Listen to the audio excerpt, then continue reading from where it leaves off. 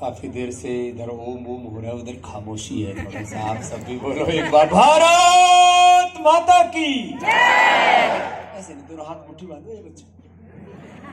पता नहीं कि तुम्हारे हाथ खोले हुए हैं, कहीं जरूरत पड़े तो काम भी आ जाते हैं। भारत माता की पहाड़ों में आवाज अच्छी गूंजती है। वंदे मातरम, वंदे मातरम। ओ आप भी बोलो ओ। मुझे 10 दिन पहले मुकुल जी ने कहा कि आपको पहाड़ में आना है। मैंने कहा पहाड़ में?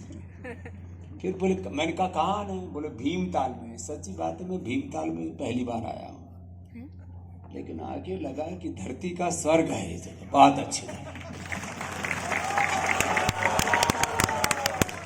फिर आज भगवान ने कुछ विशेष ही आशीर्वाद दे रखा है, चारों ओर से ऐसे लग रहा है सब देवता भी प्रसन्न है, बस थोड़ी देर ज्यादा प्रसन्न ना हो जाए।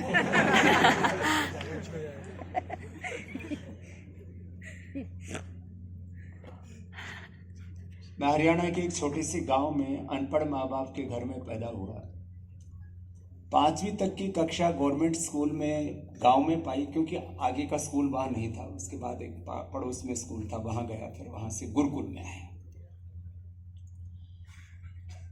करीब 400-500 विद्यार्थी पूरे गांव के, जो भी होंगे याद नहीं पूरा,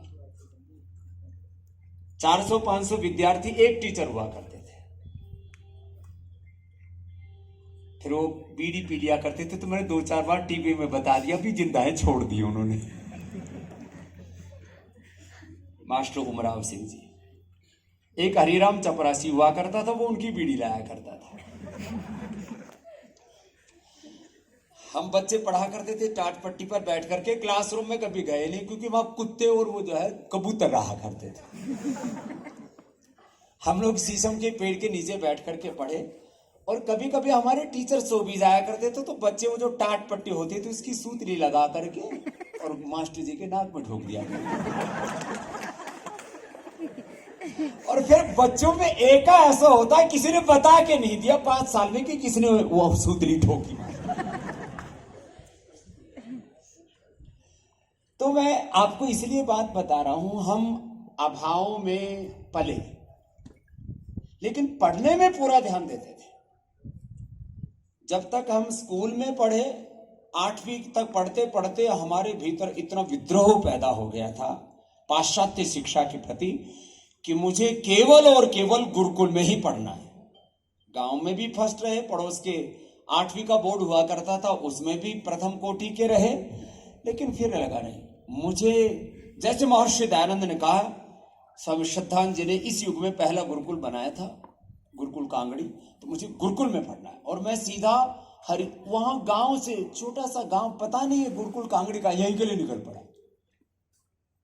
और उसके बाद गुरुकुल कांगड़ी में तो पता नहीं कैसा पढ़ाई होती थी, ध्यान नहीं, लेकिन मैं फिर हरिद्वार से लौटा।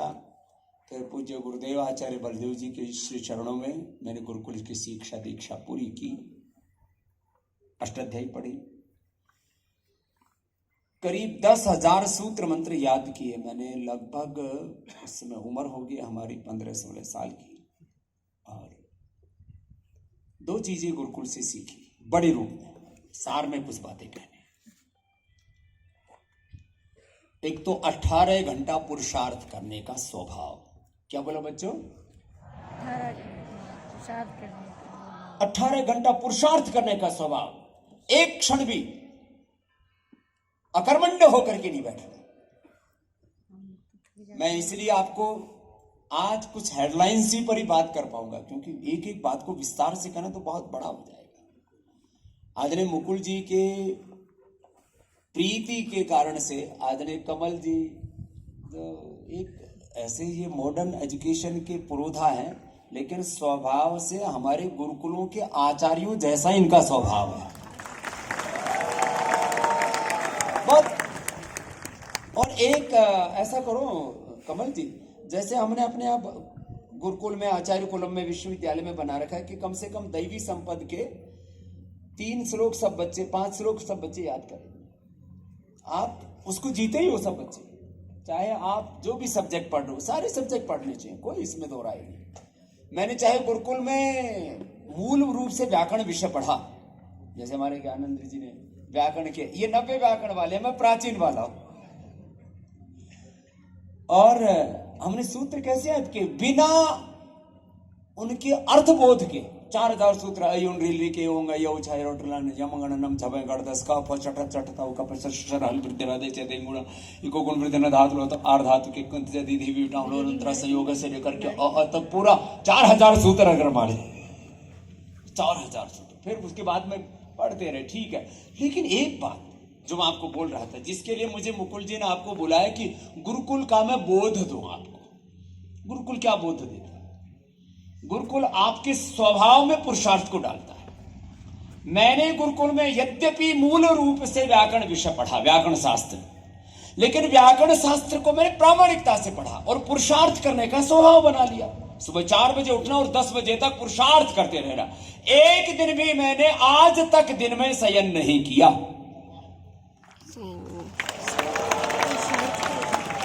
अब वो कभी कभी रात को 12-2 बज गए, कभी तो मुझे ऐसा लगता है मैं पूरी रात चल के आया, फिर 2 बजे सोया या 4 बजे सोया और 5 बजे से फिर लग गए।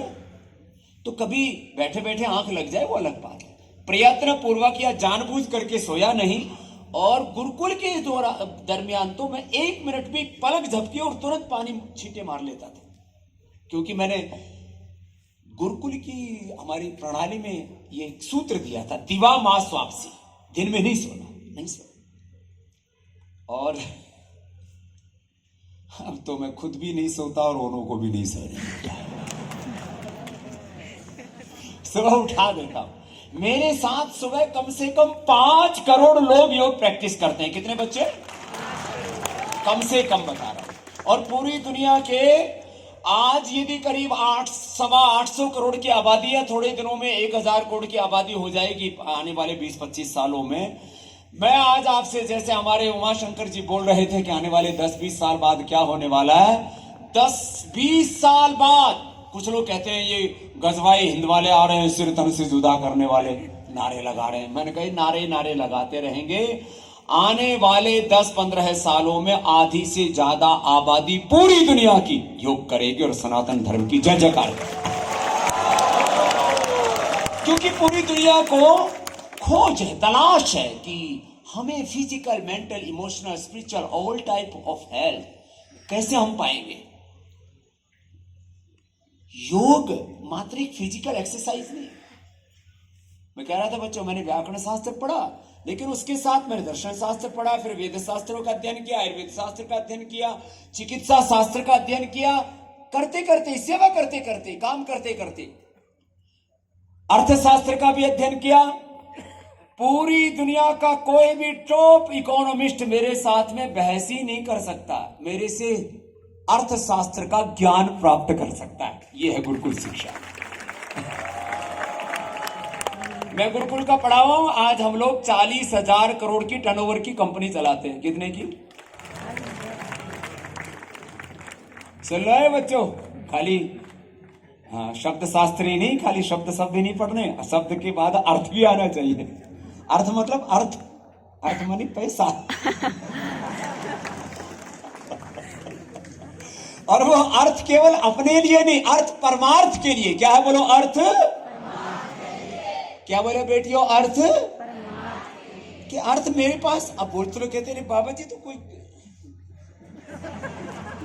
कोई जेब जाब है नहीं, जिसके पास अपनी जेब नहीं होती सबके जेब पर उसी का अधिकार हो। इसका मतलब क्या हुआ? कोई अपने को अनैतिक काम नहीं करना, लेकिन जिस दिन एक सन्यासी आह्वान करेगा सबकी जेब का पैसा निकल रहा है। किसके लिए? परमार्थ के लिए। तो सुनो, गुरुकुल में क्या सीखा?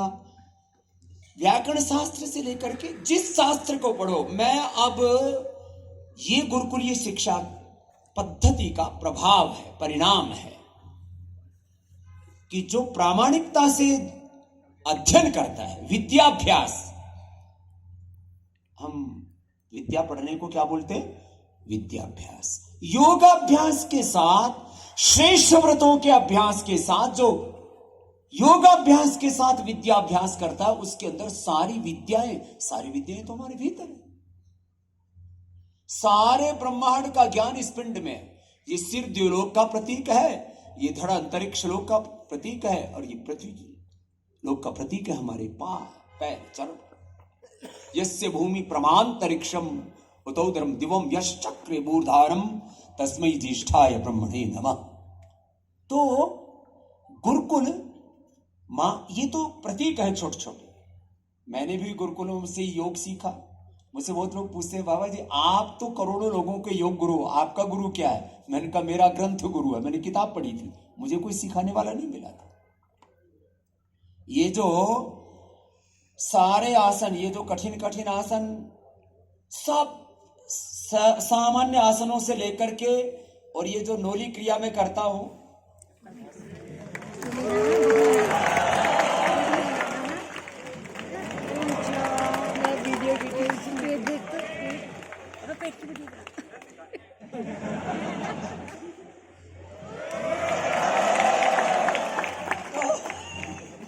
अब ये बोले पेट घूमता कैसे?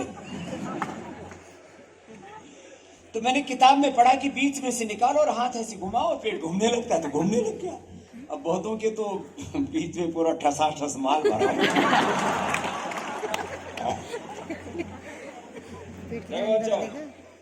मसल्स ऐसे मजबूत होने चाहिए कि तुम मुकाबला कर सको। मेरे साथ आज लगभग 55 साल की मेरी उम्र है, 25 साल को कोई भी बच्चा मेरे साथ दौड़ सकता है और कुश्ती कर सकता है, रेसलिंग कर सकता है। इसका मतलब योगी की बायोलॉजिकल एज आधी होती है।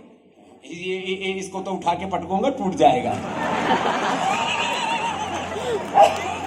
इसको बेचारे को चढ़ जा बेटा सूली पे, भला करेंगे राम, क्यों इसको इसकी आहुति दे रहे हो?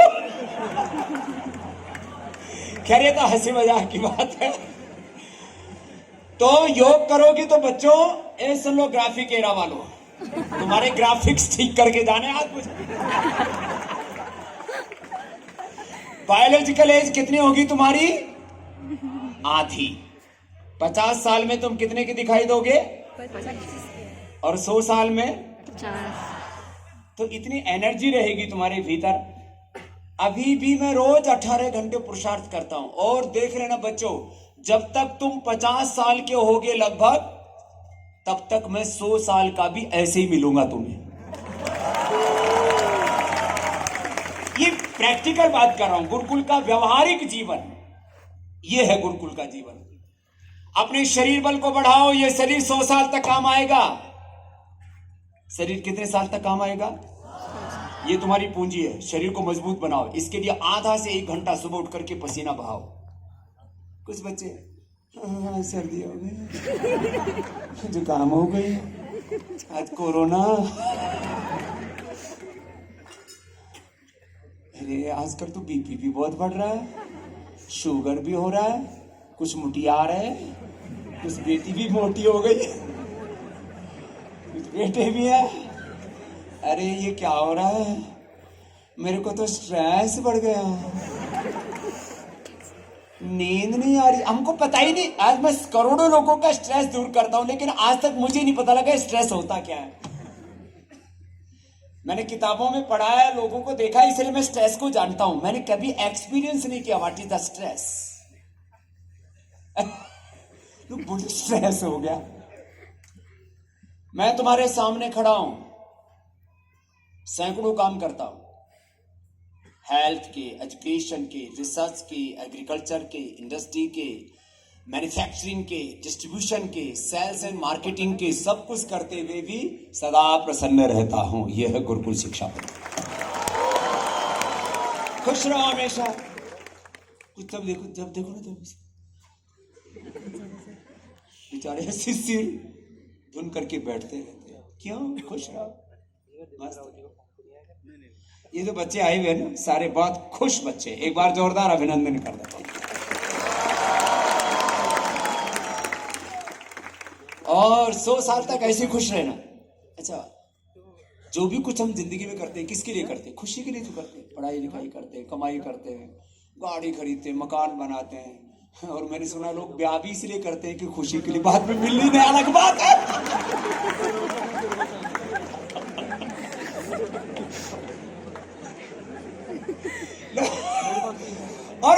ब्याह नहीं कराया इसलिए हमको सबसे ज्यादा खुशियां मिली। लोग कहते हैं कोई भी आदमी कामयाब होता है तो किसी स्त्री का पीछे उसके योगदान होता है, या माँ हो या बहन हो या बेटी हो या पत्नी हो। बोले बाबा जी आपके सक्सेस के पीछे किसका योगदान है? मैंने कहा सारे देश की सारी माताओं बहनों का योगदान। खाली एक से कोई आदमी बढ़ा, ठीक है मैं माँ के प्रति अति श्रद्धा रखता हूं, मैं माँ को भगवान का स्वरूप मानता हूं। और एक बात जो याद रखना, गुरुकुल में हमें यही सिखाते हैं, मेरे साथ बोलो मातृदेवो भव। अरे तुम तो बोल रहे हो, आप भी बोलो मेरी बेटी हो, तुम्हारी बड़ाई कर रहा हूं। मातृदेवो भव, पितृदेवो भव, आचार्य देवो भव, अतिथि देवो भव, राष्ट्र देवो भव, माता भूमि ही, पुत्रोहम पृथिव्याः। मैं सुबह उठ करके धरती माता को रोज प्रणाम करता हूँ। माता पिता को, सन्यासी हूँ लेकिन माता पिता तो थे ही ना, कोई आसमान से थोड़ी टपक गए। तो माँ माँ है, पिता पिता, उनके प्रति कृतज्ञता होनी चाहिए। और काम ऐसा करो कि तुम्हारे माता पिता का और इस भारत माता का पूरी दुनिया में गौरव बढ़ जाए। यह है गुरुकुल शिक्षा। मैं सुबह उठ के धरती माता को, माता पिता को, गुरु सत्ता को, गुरु परंपरा, ऋषि परंपरा को प्रणाम करता हूं और एक ही प्रार्थना करता हूं, प्रभु मैं अपने संन्यास धर्म को, अपने सनातन धर्म को, अपने ऋषि धर्म को, अपने योग धर्म, अपने सेवा धर्म को प्रामाणिकता से अंतिम श्वास तक निभा सकूं। ऐसी मुझे प्रेरणा देना, ऐसी मुझे ज्ञान देना, ऐसी भक्ति शक्ति देना। और सुबह से भारत माता की वंदना में लगा हुआ हूं और 100 साल से ज्यादा तक लगा रहूंगा। ऐसे ये भाव चेतना। तो ऐसे आप सब बच्चे जो भी आपको दो चार एक विषय का तो पूरा ज्ञान प्राप्त कर लो, कम से कम प्रामाणिक ज्ञान। फिर आपको और भी विषयों का ज्ञान तो जिंदगी बहुत सिखाती है, सीखते चले जाओगे। लेकिन कुछ मूल तत्व है जीवन के, उनको मत भूलना। मूल तत्व क्या है? मूल तत्व है अपने माता पिता बड़ों के प्रति श्रद्धा, अपने पूर्वजों में निष्ठा, अपने पूर्वज ऋषि ऋषिकाओं और वीर वीरांगनाओं के प्रति कृतज्ञता।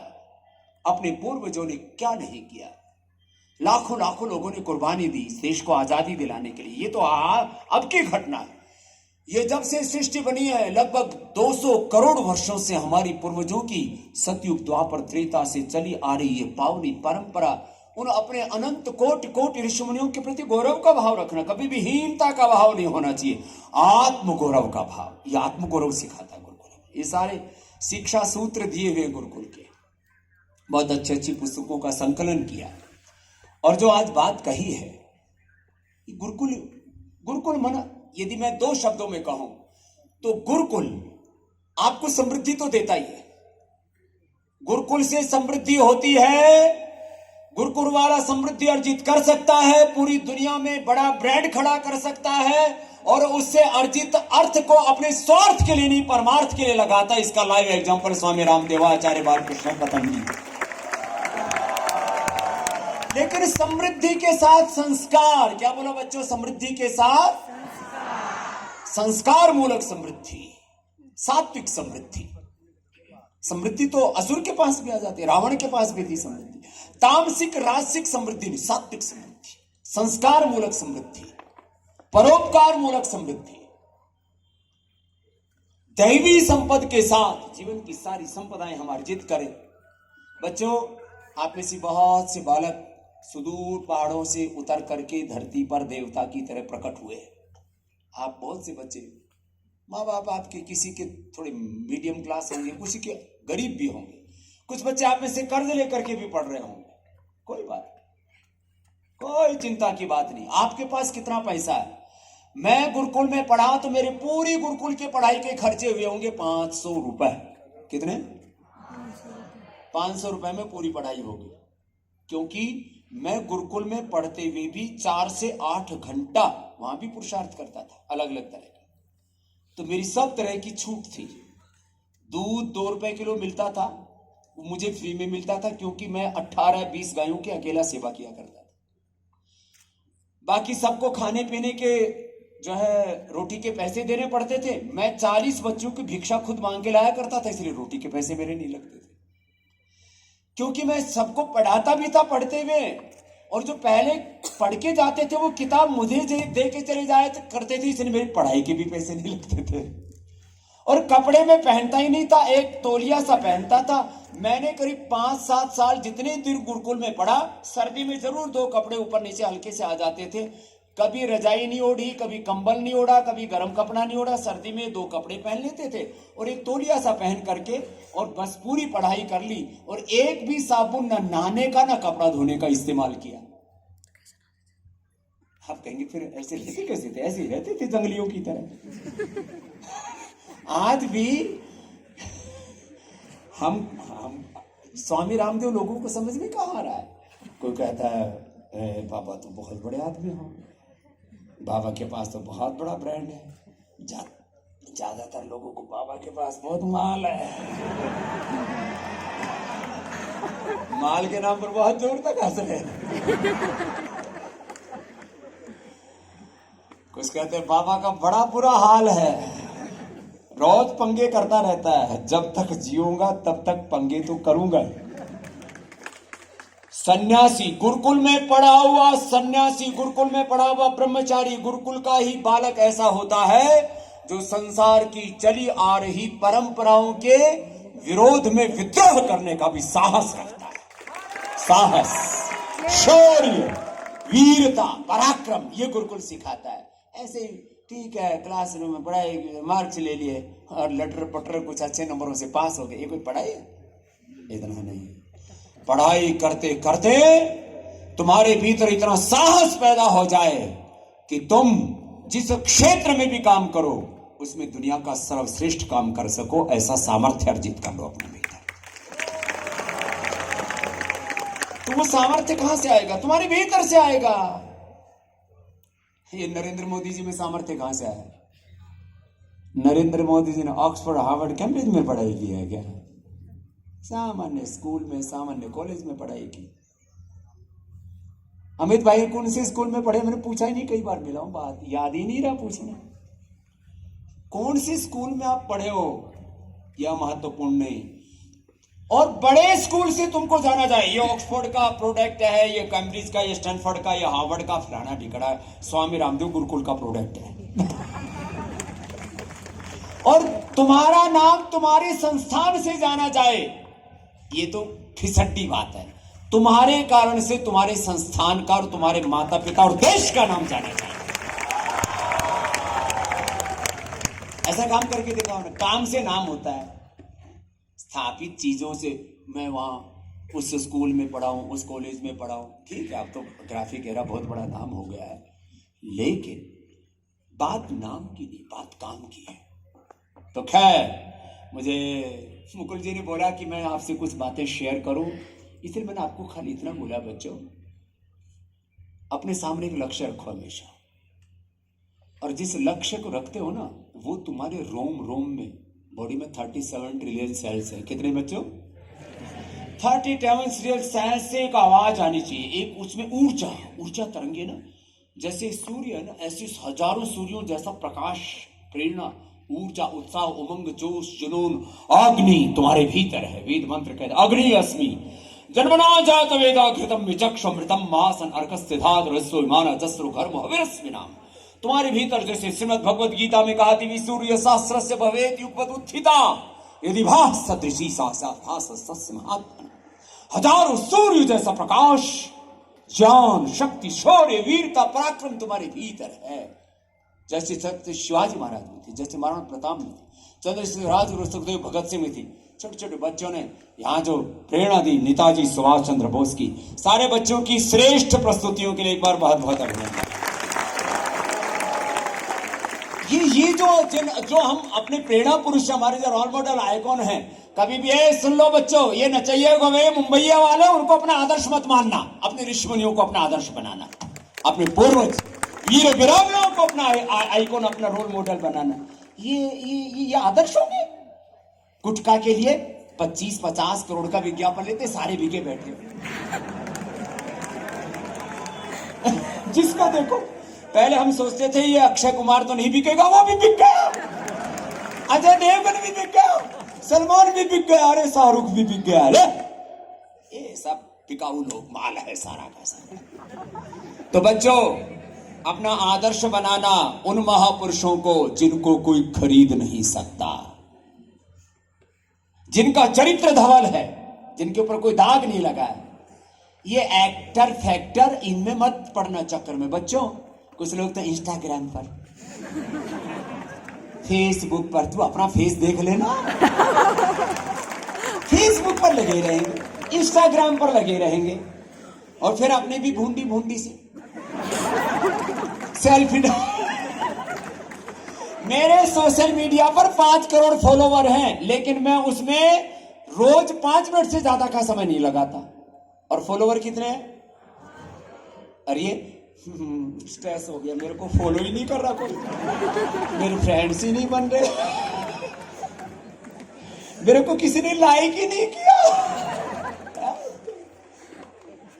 अरे काम ऐसे करो कि तुमको सब लाइक करने लग जाए, सब लाइक करें, तुम ऐसे नालायक क्यों बनते हो? तो खैर, मैं आपको ये बोल रहा था, गुरुकुल आपको जीना सिखाता है। क्या सिखाता है बोलो बच्चों? जीना सिखाता है। बाकी नॉलेज तो आपको गेन करना ही है, वो मैंने भी किया। 1-2 विषयों का नहीं, आज कम से कम मैं 10-15 विषयों का मुझे बोध है। कम से कम 7-8 भाषाएं मैं बोल सकता हूं, और 15-20 भाषाएं समझ सकता हूं। संस्कृत जो सीख लेता है उसको 8-10 भाषाएं तो ऐसी आ जाती है। बहुत बड़ा बोध है उसके अंदर। संस्कृत ईश्वरीय वाणी है, माने जब आप संस्कृत पढ़ते हो ना, आपका दिमाग परिष्कृत हो जाता है। क्या बोला? संस्कृत से दिमाग, और योग से तुम्हारे भीतर अप्रतिम बल जागता है। अप्रतिम बल, तुम्हारे भीतर अनंत बल है। योग से तुम्हारा बल बढ़ेगा, संस्कृत से तुम्हारा मस्तिष्क परिष्कृत होगा, और भगवत गीता से तुम्हारे भीतर ज्ञान योग, भक्ति योग, कर्म योग, सारी जो दैवी संपद है, तुम नर से नारायण, जीव से ब्रह्म हो जाओगे। और इसलिए ये सहयोगी शिविर तुम्हारे भीतर उतर जाएगा। संस्कृत, योग और गीता ये हमारे भीतर है, ये भीतर की वाणी है। संस्कृत, ये योग हमारे भीतर का दैवी तत्व है। ये भगवत गीता मात्र एक शास्त्र नहीं है, ये हमारा जीवन है। और इसको आश्रय लेकर के यह जो गुरुकुल की प्रक्रिया हुई है, उसके गुरुकुल के बोध की, उसके लिए मैं हमारे परम आदरणीय जो एक साधारण वस्त्रों में एक ऋषि चेतना जैसे हमारे श्रद्धेय मुकुल जी, एक बार जोरदार उनके लिए अभिनंदन हो। एक ऋषि चेतना के संवाहक है, ऋषि चेतना के, दैवी चेतना के। हमारे उमा शंकर जी तो ना, उमा और शंकर दोनों एक ही में है। हमारी तो युगल उपासना है ना, उमा शंकर लक्ष्मी नारायण सिया राम वही सब जग जाने, करूं प्रणाम जोड़ू पाने सब। और कमल जी ने तो ये सारी डिजाइन है, ऐसे मैंने सोचा ये कमल जैसी डिजाइन क्यों? जिधर देखो बड़ी सुंदर सुंदर डिजाइन है। जोरदार अभिनंदन है कमल जी का, उनकी दिव्यता के लिए। तो बस मैं अभी पूर्णाहुति की ओर बढ़ रहा हूं। देखो बच्चों,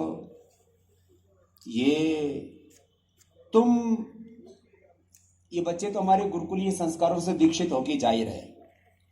सुन लो गुरुकुल वालों, गुरुकुल की शिक्षा दीक्षा में संपन्न होके जा रहे हो। यदि तुम स्वामी रामदेव नहीं बन सके तो कम से कम इतना तो बन ही जाना कि तुम 40-50 हजार करोड़ का, तो ये तो मैंने एक थोड़ा ऐसे अलग अलग प्रकल्प बताए। मुझे आने वाले 5-10 सालों में करीब 5 लाख करोड़ का मार्केट कैप खड़ा करना। मीन्स लोग सोचते थे कि बाहर विदेशों में इधर उधर पढ़ के आते हैं, वो बड़े बड़े ब्रांड कैपिटल मार्केट खड़ा करते हैं, लेकिन तुम 1000, 2000, 5, 10 हजार करोड़, 5 लाख करोड़ छोड़ो, तुम इतना अपने आप को श्रेष्ठ बनाना। मुझसे लोग पूछते हैं what is the secret of your success when I am talking in different platforms. So I'm talking always yoga and karma yoga. This is my life. This is my everything for me. And whatever you are looking surrounding me, the wealth, the prosperity, the success, these are the byproduct of yoga and karma yoga. ये सब by product है, इनमें ये बेटे इनमें कोई बहुत ज्यादा दमखम नहीं है। मूल है आपका जीवन, उस जीवन को संभाल लो, ये है गुरुकुल। और देखो जैसे अभी उमाशंकर जी ने बताया, अभी तो भारतीय शिक्षा बोर्ड जिसके हमारे आदरणीय चेयरमैन साहब एनपी सिंह जी हैं, ये नैनीताल में गवर्नमेंट ने पता नहीं 30 करोड़ का कितने का प्रोजेक्ट बनाया था कि इसको खोदेंगे ताल को और तब जाकर इसमें पानी भरेगा। इन्होंने श्रम से ही खुदवा दिया, 30 करोड़ बचा दिया। जोरदार अभिनंदन है। उस समय डीएम रहे थे यहाँ, फिर बाद में उत्तर प्रदेश में चले गए थे और वहां से सीनियर एक IAS के तौर पर फिर रिटायर हुए। फिर अगले ही दिन मैंने इनको भारतीय शिक्षा बोर्ड में डाल दिया। अब ये कम से कम ये भी 100 साल तक जवान रहेंगे, क्योंकि रोज योग करते हैं 2 घंटा से और फिर दिन भर पुरुषार्थ करते हैं। तो सुनो, अब ये जो गुरुकुल पद्धति है इसका गौरव बढ़ेगा। और केवल गुरुकुल पद्धति का ही नहीं, भारत की गुरु परंपरा, ऋषि परंपरा और सनातन धर्म का इतना बड़ा गौरव बढ़ेगा। हमारे पाठ्यक्रमों में धीरे धीरे योग, अध्यात्म इसका समावेश करेंगे और आगे एक ऐसी रचना होगी पूरे विश्व की शिक्षा पद्धति की जिसके मूल में योग होगा, अध्यात्म होंगे, संस्कार होगा, संस्कृति होगी, प्रकृति होगी, सात्विकता होगी, दिव्यता होगी। यही गुरुकुल शिक्षा पद्धति की मूल आत्मा है, मूल आत्मा यहां से। बाकी तो फिर विषय तो प्रबोधन चलते रहेंगे।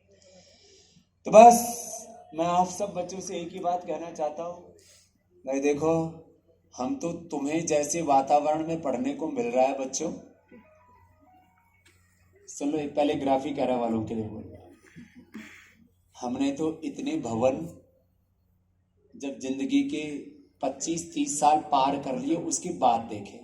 हमको तो पता ही नहीं था इतने बड़े बड़े भवनों में पढ़ाई होती है।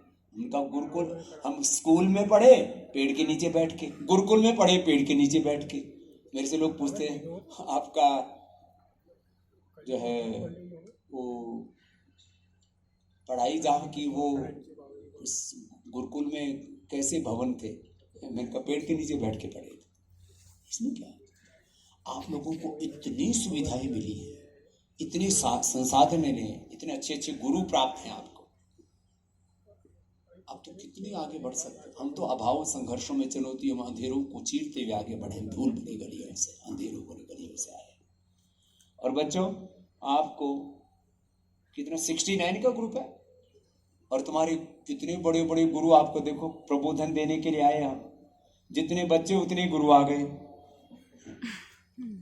हमको तो एक ही गुरु मिले, तो इतना एक भगवान ने एक व्यक्तित्व हमारे साथ जोड़ दिया, इतना एक श्रेष्ठ व्यक्तित्व, एक दिव्य व्यक्तित्व जोड़ा, सात्विक व्यक्तित्व जोड़ा। आपको इतने गुरुओं का प्रबोधन प्राप्त हुआ है, इतने गुरुओं का दर्शन प्राप्त हुआ है। आप बच्चे जीवन में निश्चित रूप से बहुत बड़े लक्ष्य को प्राप्त करोगे। आपको बहुत बहुत आशीर्वाद। तो ये प्रक्रिया आगे बढ़ेगी अभी तो, और धीरे धीरे इतना आगे बढ़ेगा भारत, इतना आगे बढ़ेगा भारत। अभी तो हम आजादी का अमृत महोत्सव मनाए हैं। जब भारत अपनी आजादी की स्वर्ण जयंती मनाएगा 2047 तक भारत विश्व की सबसे बड़ी आर्थिक आध्यात्मिक महाशक्ति होगा। शिक्षा, चिकित्सा के क्षेत्र में, सभी क्षेत्रों में विश्व का नेतृत्व करने में सक्षम होगा। ऐसा भारत हम अपने हाथों से गढ़ेंगे। खाली ये सपना नहीं है। हम अपनी भारत माता की जय, वंदे मातरम के खाले नारे नहीं बोलते। हम चंद्रशेखर, राजगुरु, सुखदेव, भगत सिंह, महाराणा प्रताप, छत्रपति शिवाजी महाराज, नेताजी सुभाष चंद्र बोस को अपना आदर्श नहीं मानते। उन्होंने जो सपने देखे थे, उनके सपनों को अपने पुरुषार्थ से हम इस जमीन पर उतारेंगे और इस भारत माता को परम वैभवशाली बनाएंगे। तेरा वैभव अमर रहे माँ, हम दिन चार रहे ना रहे। ऐसा संकल्प नित्य प्रति अपने हृदय में संजो करके, और चरे वेती ध्येय मार्ग पर चले वीर, तो पीछे अब न निहारो वीरो, हिम्मत कभी ना हारो। आगे बढ़ते रहना है। आप सब बच्चों को मेरी बहुत बहुत शुभकामनाएं। मैं मूलतः तो यहाँ आप सब मुकुल जी की प्रसन्नता के लिए आया। उसके बाद मुझे नहीं पता था ये इतना सुंदर परिवेश यहाँ पर है और इतने पूरे देश के बहुत सात्विक बालक यहाँ पर हैं और ग्राफिक एरा के भी इतने सुंदर सुंदर पुष्प यहाँ पर खिले हुए, आप सबको मेरा बहुत बहुत पुनः प्रणाम, बहुत बहुत धन्यवाद। बोलो भारत माता की।